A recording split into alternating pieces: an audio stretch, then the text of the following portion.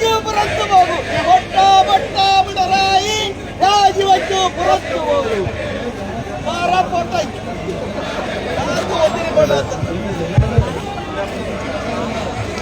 പ്രിയപ്പെട്ട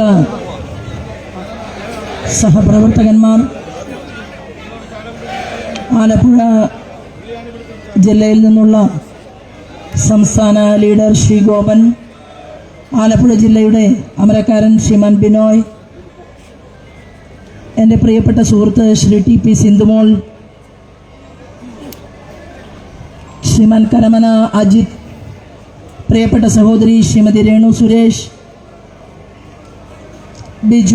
ശ്രീമാൻ ബിജു മഠത്തിൽ, ശ്രീ മധു, ശ്രീമാൻ ജയകുമാർ, ശ്രീ അരുൺ, ശ്രീ രാജീവ് കോയിക്കൽ,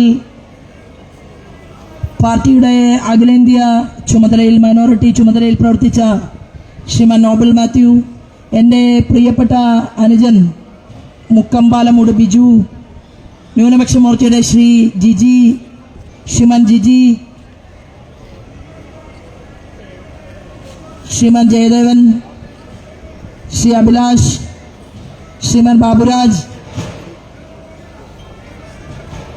ശ്രീമാൻ വാസുദേവൻ, ശ്രീ സജീവ് ലാൽ, നേതാക്കന്മാർ നിരവധി നിൽക്കുകയാണ്. അപ്പം നേതൃനിരയിൽ പ്രവർത്തിക്കുന്നവരും ഭാരതീയ ജനതാ പാർട്ടിയുടെ കർമ്മധീരരായിട്ടുള്ള മഹിളാ മോർച്ചയുടെ സംസ്ഥാന ലീഡർ ശ്രീമതി ആശ, കർമ്മധീരരായിട്ടുള്ള സഹപ്രവർത്തകന്മാർ, സഹോദരിമാരെ, ഏവർക്കും ഹൃദയപൂർവ്വം നമസ്കാരം. ഞാൻ ഇന്നലെ രാത്രിയിൽ പറഞ്ഞു, ഈ പാപിയായ കേരളത്തിന്റെ മുഖ്യമന്ത്രി പിണറായി വിജയന്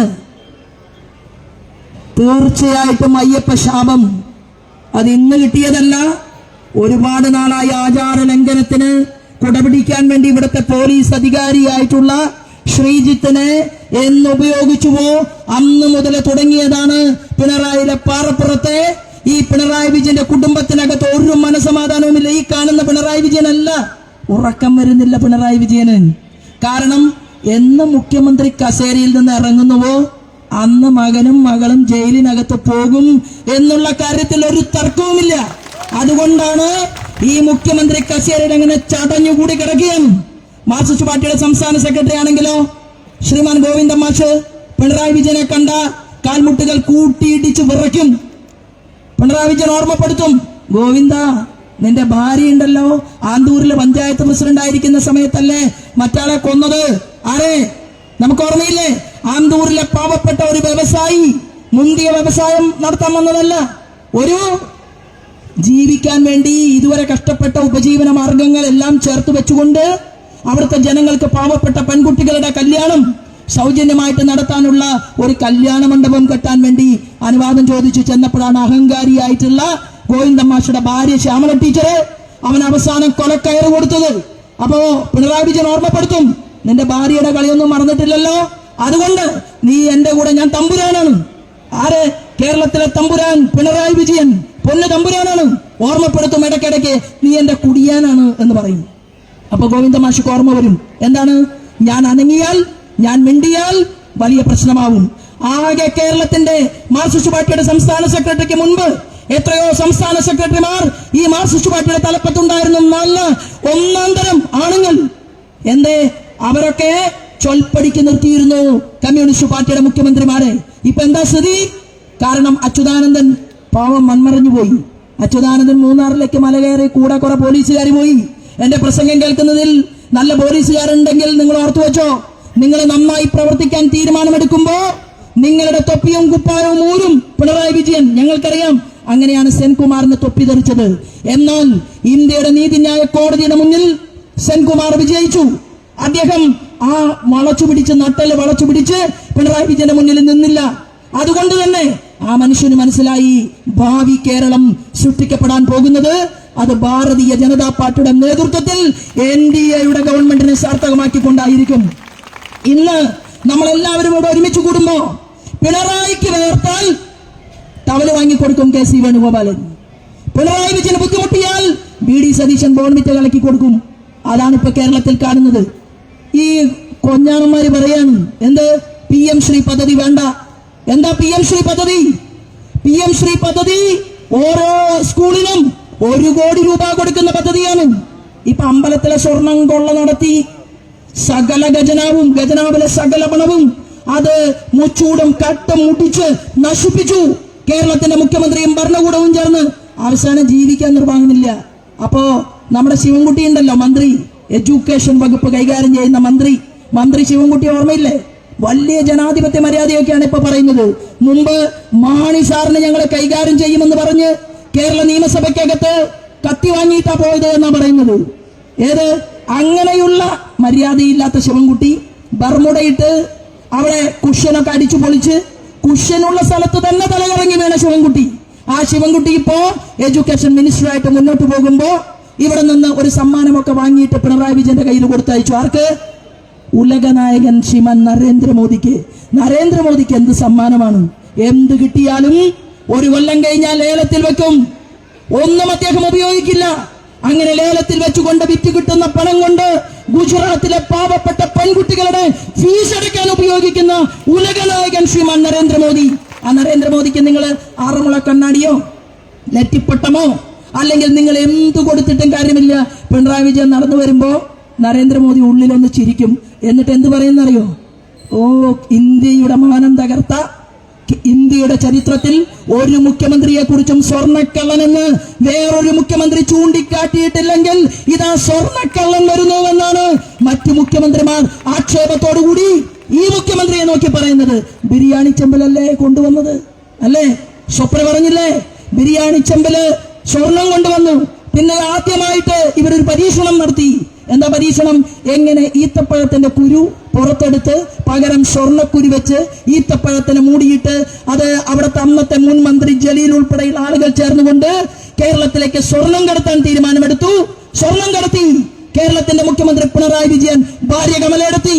കമ്മ്യൂണിസ്റ്റുകാരിയാണോ? ആണോ? കേരളത്തിന്റെ മുഖ്യമന്ത്രി മിസ്റ്റർ പിണറായി വിജയൻ സ്വന്തം വീട്ടിലെ പെണ്ണുങ്ങളെ പോലും കമ്മ്യൂണിസം എന്താണോ എന്ന് പഠിപ്പിക്കാൻ അറിയാത്ത കേരളത്തിന്റെ മുഖ്യമന്ത്രി. നിങ്ങളല്ലേ കക്കൂസിനെതിരെ സമരം ചെയ്തത്? അല്ലേ? നിങ്ങളല്ലേ പാടശേഖര തൊഴിലാളികളോട് പറഞ്ഞത് ഇവിടെ ട്രാക്ടർ വന്നാൽ പാവപ്പെട്ടവന്റെ പണി നഷ്ടപ്പെടുമെന്ന് പറഞ്ഞത്? നിങ്ങളല്ലേ ജീൻസിനും പാന്റിനുമെതിരെ സമരം ചെയ്തത്? നിങ്ങളല്ലേ ആപ്പിൾ ഫോണിനെതിരെ സമരം ചെയ്തത്? നിങ്ങളല്ലേ കമ്പ്യൂട്ടർ വേണ്ട എന്ന് പറഞ്ഞത്? ഇപ്പോ കമലയിടത്തി പോകുമ്പോ ഒരു ജീൻസിന്റെ ഇടത്തെ പോക്കറ്റിൽ ഒരു മുന്തി ആപ്പിൾ ഫോണ്, വലത്തെ പോക്കറ്റിൽ ഒരു മുന്തി ആപ്പിൾ ഫോണ്, എന്നിട്ട് അങ്ങനെ എയർപോർട്ടിലൂടെ നടന്നു പോവുകയാണ്. അത് നിങ്ങളുടെ സൗകര്യം, ഞങ്ങൾക്കതിൽ ഒബ്ജക്ഷൻ ഇല്ല, നോ ഒബ്ജക്ഷൻ.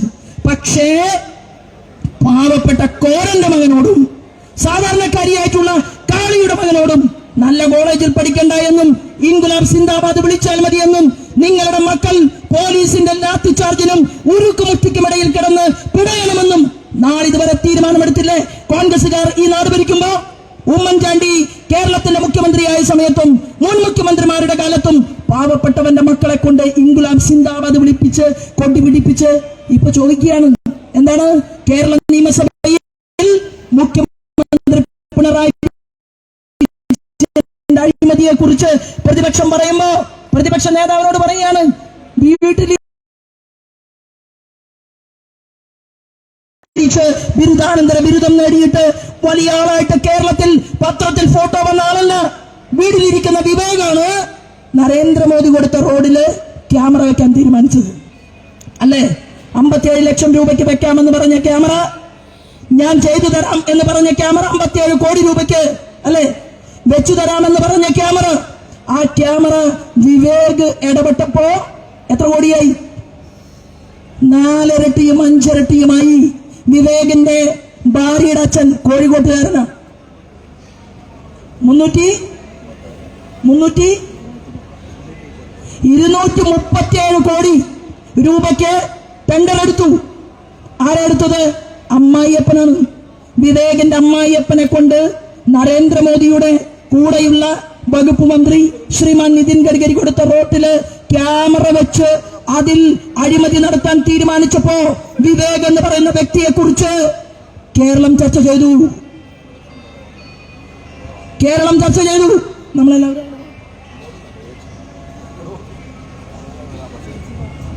അപ്പൊ നമ്മളെല്ലാവരും കേരളത്തിൽ കണ്ടു. അങ്ങനെ അഴിമതി മരുമകനെ കൊണ്ട്, മകനെ കൊണ്ട് നടത്തിച്ച്, ബന്ധുക്കളെ കൊണ്ട് നടത്തിച്ചു. വീണക്കുട്ടി പഠിച്ചത് നല്ല കോളേജിലാണ്, മാതാമൃതാനന്ദമയി അമ്മയുടെ കോളേജിൽ. രാവിലെ 4 മണിക്ക് എണീക്കണം. ഓം സവിതുർവരേണ്യം ഭർഗോ ദേവസ്യ ധീമഹി ധിയോ യോ ന പ്രചോദയാത് ഓം ശാന്തി ശാന്തി ശാന്തി എന്നുള്ള ഗായത്രി മന്ത്രം ജപിക്കണം.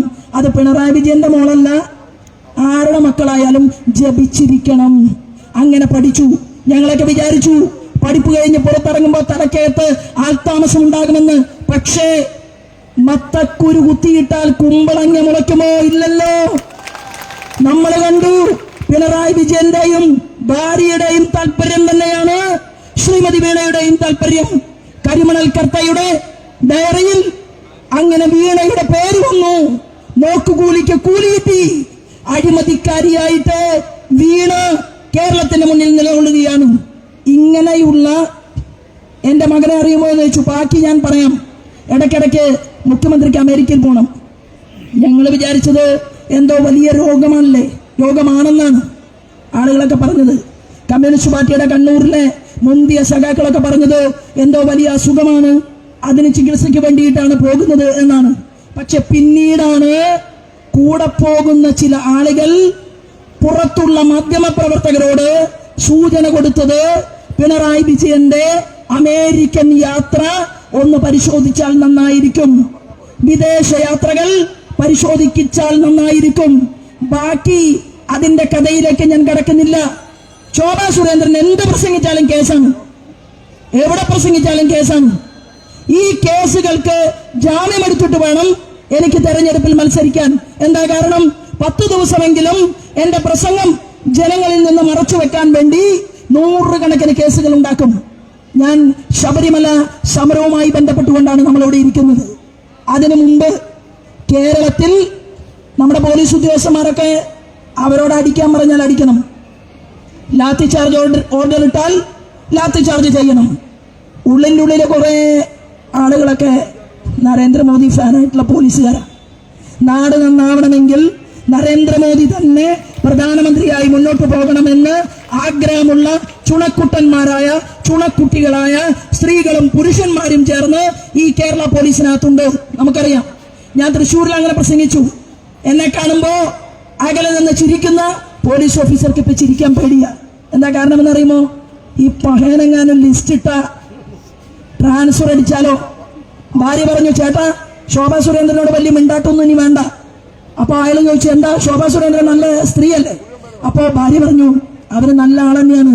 റിട്ടയർമെന്റ് കഴിയുമ്പോഴേക്കും ഭാരതീയ ജനതാ പാർട്ടി എന്ത് അവർക്കറിയില്ല, റിട്ടയർമെന്റിന് ഇനി 5 കൊല്ലം മാത്രമേ ഉള്ളൂ. അവര് പറയുകയാണ്, ആ സ്ത്രീ ചേട്ടൻ എന്തിനാ പേടിക്കുന്നത്? റിട്ടയർമെന്റ് കഴിയുമ്പോഴേക്കും BJPയുടെ നേതാക്കന്മാർ മന്ത്രിമാരായി സല്യൂട്ട് അടിക്കാനുള്ള സാഹചര്യം ചേട്ടന് കിട്ടും. അതുവരെ തൽക്കാലം ശോഭാ സുരേന്ദ്രനെ കണ്ടാൽ അങ്ങനെ കൈപൊക്കി കാണിക്കണ്ട, ചിരിക്കണ്ട. ആ വഴിക്ക് പോകുമ്പോൾ, അയ്യന്തോട് ഭാഗത്ത് പോകുമ്പോ ഇടത്തോട്ട് നോക്കണ്ട. ശോഭാ സുരേന്ദ്രന്റെ വീട്ടിലും കയറണ്ട. തൃശ്ശൂരിലെ പോലീസിന്റെ അനുഭവമാണ് ഞാൻ പറയുന്നത്. അപ്പൊ ഞാൻ പറഞ്ഞു, സുഹൃത്തെ, നിങ്ങൾ നോക്കിയാലും നോക്കിയില്ലെങ്കിലും ഊപ്പർ ദേക്കോ BJP, കാശ്മീരിൽ BJP അല്ലേ? എവിടെ നോക്കിയാലും BJP ആണ്. ഈ കേരളം വിട്ടാൽ, ബംഗാൾ വിട്ടാൽ എല്ലാ സ്ഥലത്തും ഭാരതീയ ജനതാ പാർട്ടി. കേരളത്തിലെ ഈ പ്രസ്ഥാനം നമ്മളും മുന്നോട്ട് പോകും എന്നുള്ള കാര്യത്തിൽ യാതൊരു തർക്കവുമില്ല. ഞാൻ പറയാൻ ആഗ്രഹിക്കുന്നത്, ഛത്തീസ്ഗഡ് നമ്മളല്ലേ ഭരിക്കുന്നത്, ഉത്തർപ്രദേശ് നമ്മളല്ലേ ഭരിക്കുന്നത്, രാജസ്ഥാൻ നമ്മളല്ലേ ഭരിക്കുന്നത്, അതുപോലെ തന്നെ ജാർഖണ്ഡ് നമ്മളല്ലേ ഭരിക്കുന്നത്, മണിപ്പൂർ നമ്മളല്ലേ ഭരിക്കുന്നത്, നമ്മൾ ഹരിയാന ഭരിക്കുന്നില്ലേ, നമ്മൾ ഡൽഹി ഭരിക്കുന്നില്ലേ? ഒരു സ്ത്രീ ഡൽഹിയുടെ മുഖ്യമന്ത്രി എന്റെ സുഹൃത്താണ്. മഹിളാ മോർച്ചയിലൂടെ പ്രവർത്തിച്ച് കയറി വന്ന ഒരു സഹോദരി, അവർ ഡൽഹിയുടെ മുഖ്യമന്ത്രിയായിട്ട് ഭരിക്കുകയല്ലേ? 16 സംസ്ഥാനങ്ങൾ ഭാരതീയ ജനതാ പാർട്ടി ഒറ്റയ്ക്ക് ഭരിക്കുകയാണ്. 4 സംസ്ഥാനങ്ങൾ ഭാരതീയ ജനതാ പാർട്ടിയുടെ നേതൃത്വത്തിലുള്ള ഭരണമാണ് നടക്കുന്നത്. നാട് മാറുകയാണ്. ആ മാറ്റം കാണാൻ കേരളത്തിലെ നല്ലവരായ പോലീസ് ഓഫീസർമാർക്ക് ഭാവിയിൽ സാധിക്കുമെന്നുള്ള കാര്യത്തിൽ തർക്കമില്ല. കാരണം എന്താണ്? പിണറായി വിജയന് ബദല് VD സതീശനല്ല, പിണറായി വിജയന് ബദൽ രമേശ് ചെന്നിത്തലയല്ല, പിണറായി വിജയന് ബദൽ നമ്മളാണ്. നമ്മൾ മാത്രമാണ്. ഇടത്തോട്ടും വലത്തോട്ടുമല്ലാത്ത നേർരേഖയിലൂടെ യാത്ര ചെയ്യുന്ന ഭാരതീയ ജനതാ പാർട്ടിയെ സ്വീകരിക്കാൻ വേണ്ടി നമ്മളെല്ലാവരും തയ്യാറെടുപ്പ് നടത്തിക്കൊണ്ട് കേരളം കാത്തിരിക്കുകയാണ്. ആ സമയത്താണ് ഇവിടെ സ്വർണക്കൊള്ളയുമായി നമ്മുടെ കേരളത്തിന്റെ മുഖ്യമന്ത്രിയുടെ കൂടെയുള്ള കടകംപള്ളി സുരേന്ദ്രൻ മുന്നോട്ട് വന്നത്. സുരേന്ദ്രന്റെ മൗനം, ആ മൗനം ബന്ധിച്ചാൽ യഥാർത്ഥ കള്ളൻ എന്റെയും നിങ്ങളുടെയും മുന്നിൽ പുറത്തു വരും. കടകംപള്ളി മിണ്ടിയാൽ പിണറായി വിജയന്റെ ഓഫീസ് പൂട്ടും എന്നുള്ള കാര്യത്തിൽ ഒരു തർക്കവും വേണ്ട. കടകംപള്ളി മൗനം പാലിക്കുന്നതാണ് കേരളത്തിന്റെ മുഖ്യമന്ത്രി പിണറായി വിജയന് നല്ലത്. ഇപ്പൊ ഞാൻ പറഞ്ഞില്ലേ, തലയ്ക്കകത്ത് ആൾതാമസം കുറവുള്ള, കമ്മ്യൂണിസം കൂടുതലുള്ള മന്ത്രി ശിവൻകുട്ടിയോട് ഒരു ചെറിയ കണക്ക് പറഞ്ഞുകൊണ്ട് ഞാൻ എന്റെ വാക്കുകൾ നിർത്താൻ ആഗ്രഹിക്കുകയാണ്. സംസ്ഥാന പ്രസിഡന്റ് അവിടെ അപ്പുറത്ത് സംസാരിക്കുന്നു എന്നുള്ളത് കൊണ്ട് എനിക്കും അങ്ങോട്ട് പോകണം എന്നുള്ളത് കൊണ്ട് ആ കണക്കൊന്ന് സൂചിപ്പിക്കാൻ ഞാൻ ആഗ്രഹിക്കുകയാണ്.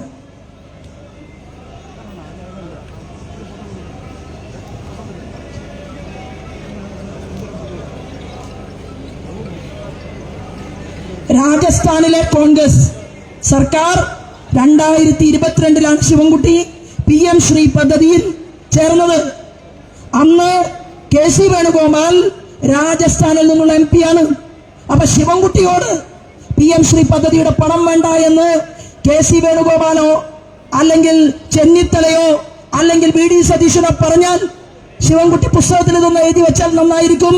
KC വേണുഗോപാലിന്റെ പാർട്ടിയോട് പറയണം, എന്താണ് 2022 രാജസ്ഥാനിൽ നിങ്ങൾ PM ശ്രീ പദ്ധതിക്ക് പണം വാങ്ങാൻ തുടങ്ങി. പഞ്ചാബിന്റെ കാര്യം നോക്കണം. 2022 ഒപ്പുവെച്ചു. 2023 ജൂലൈയിൽ വേണ്ട എന്ന് പറഞ്ഞു. എന്നാൽ 2024 വീണ്ടും പരാജയപ്പെട്ട് ശ്രീമാൻ നരേന്ദ്രമോദിയെ കണ്ട് ഞങ്ങൾക്കും വേണം PM ശ്രീ പദ്ധതി എന്ന് പറഞ്ഞ് അതിൽ ജോയിൻ ചെയ്തു. അടുത്തത് കർണാടക. ആരാ ഭരിക്കുന്നത്? സതീഷ് ഏട്ടന്റെ പാർട്ടിയല്ലേ കർണാടകയിലെ മുഖ്യമന്ത്രി. ആ കർണാടകയിൽ നമ്മൾ പരിശോധിക്കണം. കർണാടകയിലെ 478 സ്കൂളുകളിൽ PM ശ്രീ പദ്ധതി നടപ്പിലാക്കുകയാണ്. ഈ പദ്ധതിയിൽ എൻറോൾ ചെയ്തു കഴിഞ്ഞു. ആ പദ്ധതിയിൽ തന്നെ 4 അഴിമതി കഥകൾ പുറത്തു വന്നു കഴിഞ്ഞു. 2023-24 123 സ്കൂളുകൾക്ക് കർണാടകയിൽ ഫണ്ട് ലഭ്യമായി.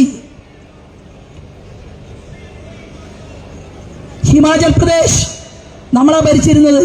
അത് ഹിമാചൽ പ്രദേശിൽ എല്ലാവരും മൂർക്കം പമ്പ് എല്ലാവരും ചേർന്ന് നമ്മുടെ ഗവൺമെന്റിനെ മാറ്റാൻ ശ്രമിച്ച് അതിൽ ചെറിയ അളവിൽ വിജയിച്ച് അധികാരം ഏറ്റെടുത്തു.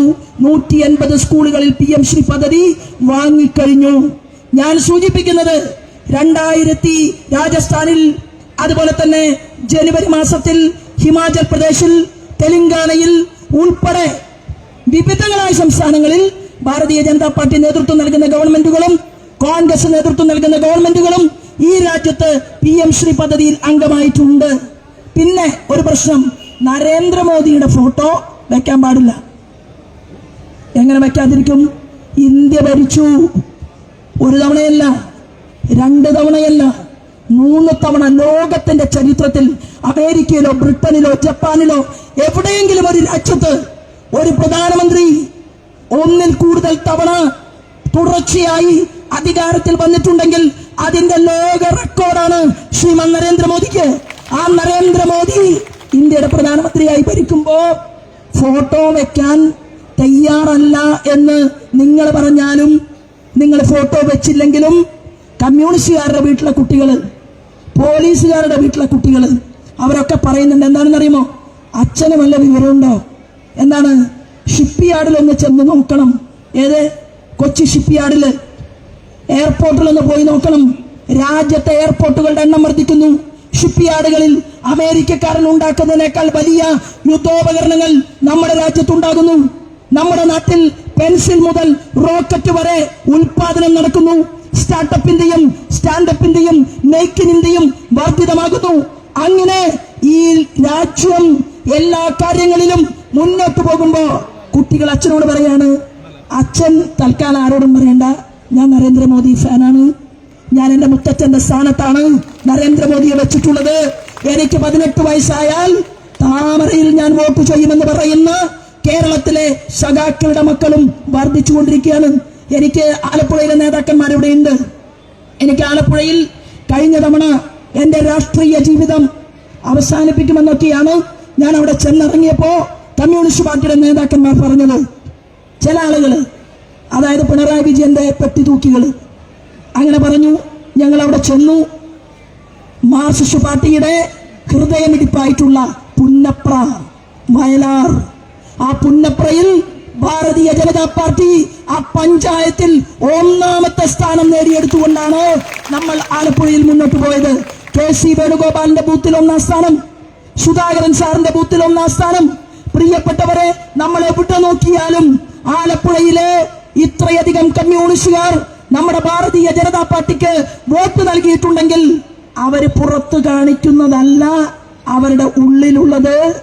അവർ ഭാരതീയ ജനതാ പാർട്ടിയിലേക്ക് കേരളം ഒന്നടങ്കം അടിവെച്ച് നീങ്ങിക്കൊണ്ടിരിക്കുന്ന ഒരു കാഴ്ചയാണ് നമുക്ക് കാണാൻ സാധിക്കുന്നത്.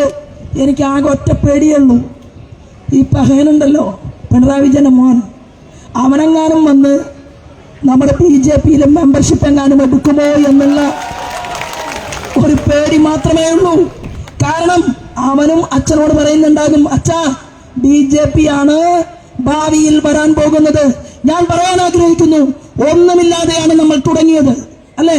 നമ്മളെല്ലാവരും 10 വർഷം, 20 വർഷം, 30 വർഷം, 40 വർഷം ഒരു പഞ്ചായത്ത് പ്രസിഡന്റ് പോലും ഇല്ലാത്ത ഈ കേരളത്തിന്റെ മണ്ണിൽ കട്ടപ്പെട്ട് പോലീസ് ലാത്തി ചാർജേറ്റ് സമരമുഖത്ത് നിന്ന് നമ്മൾ കഞ്ഞിക്ക് ഗതിയില്ലാതെ ഈ കേരളത്തിന്റെ മണ്ണിൽ പ്രവർത്തനം തുടങ്ങിയപ്പോ ഗാലറിയിലിരുന്ന് കളി കാണാനല്ല, 75,000 വോട്ടിന്റെ ഭൂരിപക്ഷത്തിനാണ് ശ്രീമാൻ സുരേഷ് ഗോപിയെ തൃശൂരിലെ ജനങ്ങൾ വിജയിപ്പിച്ചതെങ്കിൽ നമുക്കൊരു കേന്ദ്രമന്ത്രിയെ കിട്ടിയപ്പോ ഒരു മന്ത്രിയെ സമ്മാനമായി എക്സ്ട്രാ തന്നു ശ്രീമാൻ നരേന്ദ്രമോദി.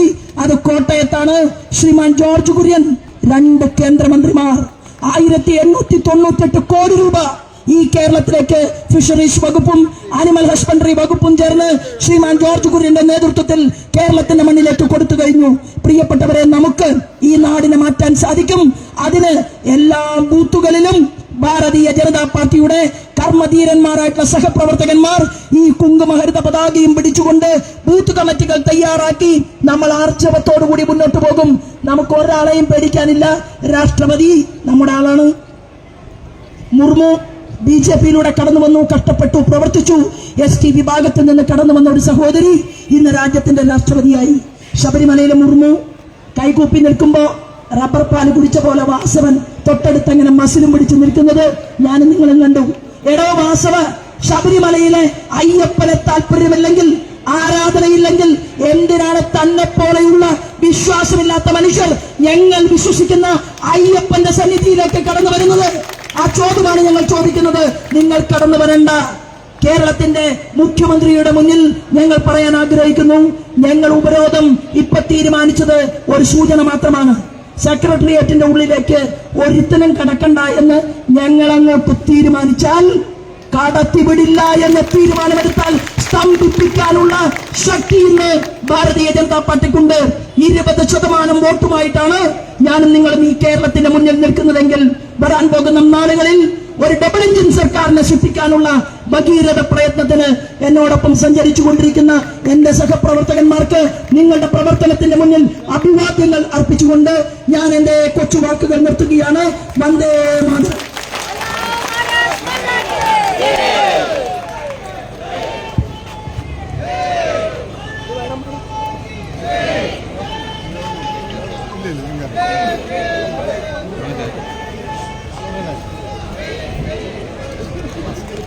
बोलो